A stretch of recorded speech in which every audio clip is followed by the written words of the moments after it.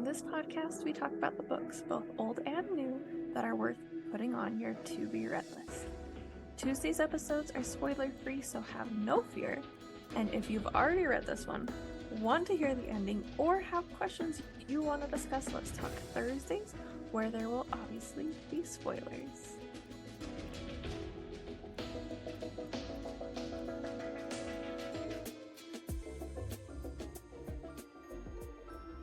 Hello, it's Angela with Enjoy Life with Me, and it is Thursday, so there will be spoilers in this episode. If you're trying to avoid them, go back and listen to Tuesday's episode about the same book. Because today we're going to be talking about Snowflakes and Shenanigans by Audra Wells, which is the second book of her the multi-author series. Once Upon a Christmas Storm. This is the second book in that series, but they can be read in any order. I haven't read any of the others, but they're definitely on my TBR list because this one was adorable. And as far as the con with this one, I have an example that I wanted to share, but I didn't want to read it on Tuesday in case it upset someone. So you're reading along, and I got to this part, and it just kind of felt almost Jane Austen-esque, and it just kind of didn't fit. So it says, I honestly can't tell if you wish me to ask you what is going on or simply leave you be. If you would be so kind as to inform me which you would prefer, I would be happy to acquiesce. And that just felt very different than the rest of the writing in the story. And there was one other part that it kind of almost sounded like one of those movies, which I'm not complaining, I love those movies too. It says, I only thought he was a more precise man than that. And that's not, I guess it's not a phrase we use now, and so it fits with the book, but it wasn't written like that. I don't know if that's making any sense, but that's how it is. There was a couple of parts in it where you're like, oh, that didn't quite fit with what we had been reading. At least from my perspective, all of this is, according to Angela. But it just kind of felt a little awkward in some of these transitions, kind of switching. Obviously, like I said, not a deterrent, but just something that's there. Because as far as the prose go, I mentioned the perspective and the time at the beginning of each chapter. Huge fan of that. Super helpful. I think everyone should write it like that. I really liked being able to see how much time had passed, because sometimes when you change chapters, you don't know whether it's 3 minutes later or 3 weeks later. It doesn't really say.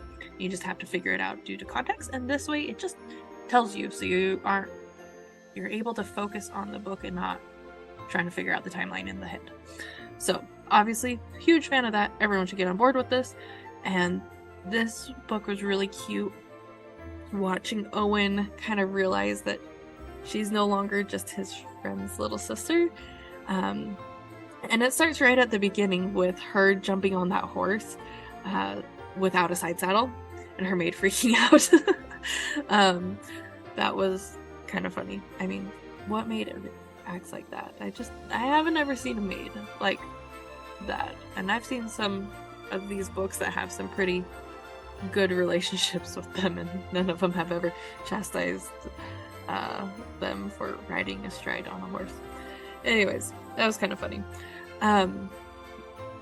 And so it's Owen's reaction to her being on this horse and trying to keep her from falling off said horse, to kind of just maneuvering out of all the things she keeps trying. I can't imagine her frustration, where she makes him the donkey, and yet he got her to say the hee-haw too. Or it's she gets him some really nasty punch, and he manages to switch the cups. It's got to be irritating beyond all belief for her to do that. But then it's because of it, you get this angry, flirty banter. Oh dear, are we flirting? Was he flirting with her? And even more unnerving, was she flirting with him? It is just so great, because then it leads to this quote right here. Ready? What may have started as a fire of anger grew and consumed until they were only left with the truth that they were meant for each other. Oh, so cute. I mean, really. And then you kind of start getting into a little more of the heat stuff, where it's just he goes, "We have known each other longer than 5 days. Leah, I know you better than any other girl in my acquaintance." And she responds, "But not like this. We were always at each other's throats." And as she said it, he presses his nose to the tender skin of her neck, giving her a soft kiss. Not like that. Oh my goodness, guys. This was amazing writing. You get into this like sweet stuff, and then it ends with the snowflakes, and it's like grab a tissue, big sigh, so sweet moment of them just falling down. It was the perfect ending to this book. I can't even imagine that happening. It's just so cute. And like I said, there's a couple things I wondered about, like what maid would actually get after, you know, the person they are serving, about doing something, or I wondered how